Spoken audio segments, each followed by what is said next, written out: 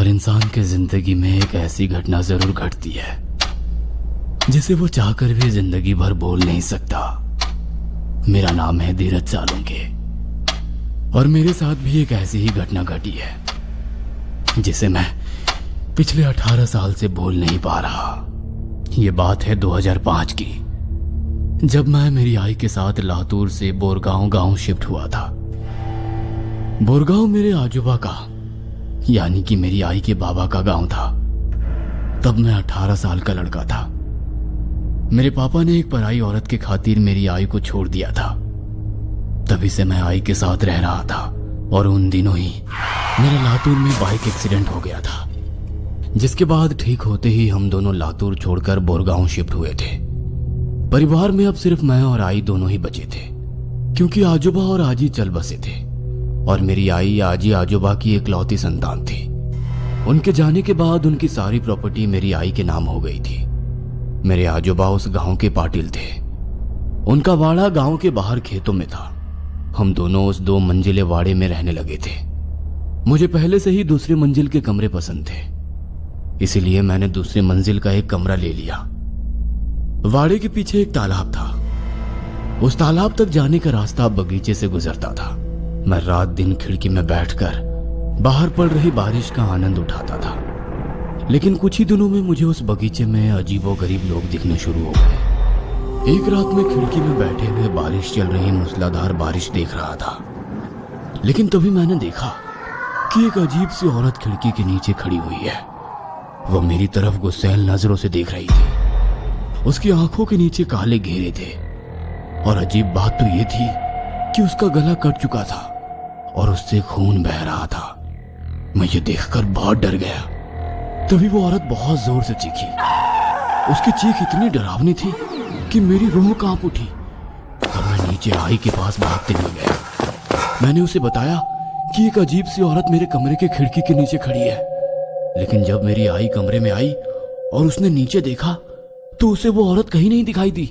बेटा, शायद एक्सीडेंट में सर पर चोट लगने के कारण तुम्हें हेलुसिनेशन हो रहे होंगे, या फिर अंधेरे में तुम्हें वो किसी पेड़ का साया हिलते हुए दिखाई दिया होगा जिसे तुम औरत समझ बैठे। आई ने मुझे कहा। मैं उसे बार बार बता रहा था कि सच में वहां एक अजीब औरत थी, लेकिन वो मेरी बात का यकीन नहीं कर रही थी। उस रात में जैसे तैसे सो गया। दूसरे दिन वाड़े में बैठे बैठे मैं बहुत बोर हो रहा था। मुझे वाड़े से बाहर जाकर खेतों में घूमने का मन कर रहा था। वाड़े के पीछे वाले तालाब में तैरने को जी करता था, लेकिन मेरी आई ने मुझे वाड़े के बाहर निकलने से मना कर रखा था, क्योंकि मैं 5-6 दिन पहले ही अस्पताल से डिस्चार्ज होकर आया था। वैसे तो मुझे सब ठीक ठाक लग रहा था, सर में कुछ दर्द भी नहीं होता था, लेकिन फिर भी आई ने कुछ दिनों के लिए मुझे उस वाड़े से निकलने से साफ साफ मना किया हुआ था। मैं जब से बोरगांव आया था तब से शिवानी से मिलने का दिल कर रहा था। शिवानी मेरी बहुत अच्छी दोस्त थी। वो मुझे केवल दोस्त समझती थी, लेकिन मैं दोस्त से ज्यादा समझता था। मुझे बस जल्दी से शिवानी से मिलना था। मैं इस बात की राह देख रहा था कि कब आई मुझे वाड़े से बाहर जाने दे। उस रात में हमारे वाड़े में आई बिल्ली को ढूंढ रहा था, लेकिन वो मुझे कहीं पर भी नहीं मिल रही थी।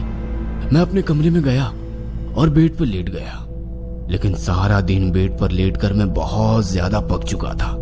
घर में एक पुराना ब्लैक एंड व्हाइट टीवी था, लेकिन वो भी बारिश की वजह से चल नहीं रहा था। बाहर मूसलाधार बारिश हो रही थी, इसीलिए मैं फिर से उठकर खिड़की की ओर चल गया। लेकिन तभी मैंने देखा कि खिड़की के नीचे एक अजीब सा आदमी खड़ा था।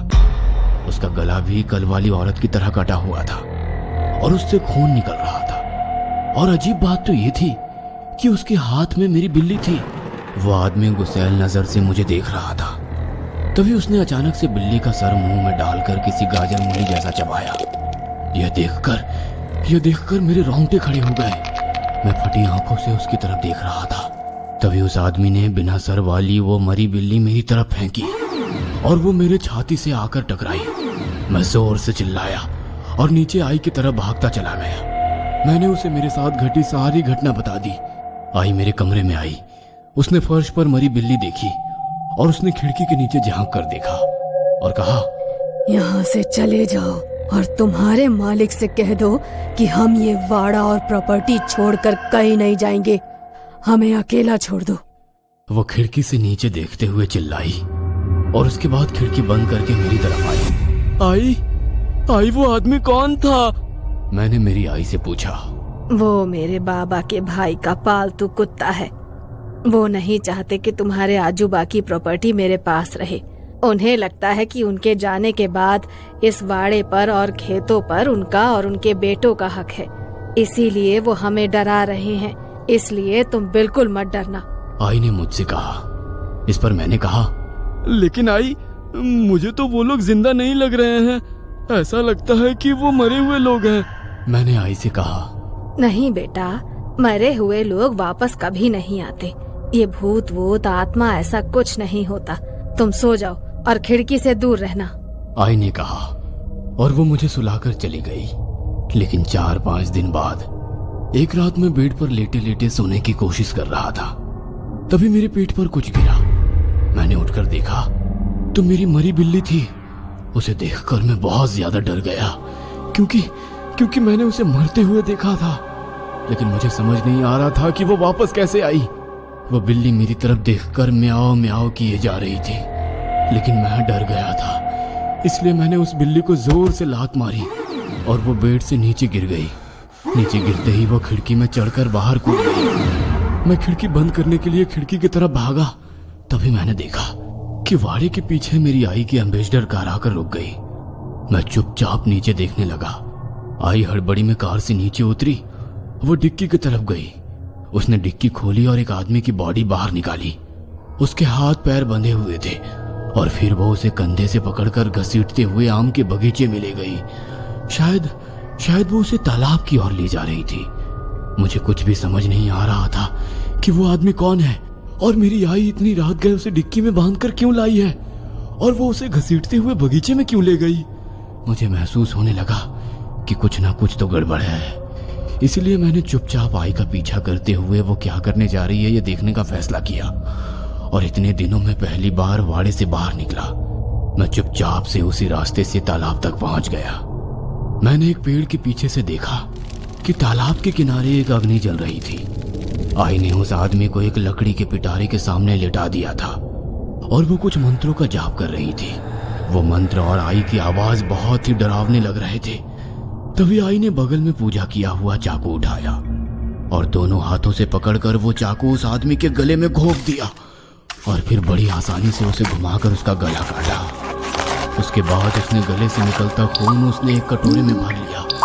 वो आदमी तड़प रहा था लेकिन बंधे होने के कारण हिल भी नहीं पा रहा था और उसके बाद आई ने वो खून पिटारे के ऊपर बने एक छेद में डालना शुरू कर दिया। ये सब देखकर मेरी आंखें फटी की फटी रह गई थी। मुझे मेरी आंखों पर विश्वास नहीं हो रहा था कि मेरी आई ने अभी अभी एक आदमी की बलि दी है। उसके बाद आई ने वो लाश नाव में डाल दी और एक पत्थर से उस लाश को बांधकर तालाब के बीचों बीच फेंक दी। मैं ये सब पेड़ के पीछे से देख रहा था कि तभी आई ने मेरी तरफ देखा। मैं जल्दी से पेड़ के पीछे छिप गया। कुछ देर बिताने के बाद मैंने तालाब की ओर देखा तो आई वहां से गायब हो गई थी। तभी मुझे मेरे पीछे से पैरों की आवाज सुनाई दी। मैंने मुड़कर देखा तो मेरे पीछे आई खड़ी थी जो बहुत ही डरावनी दिख रही थी।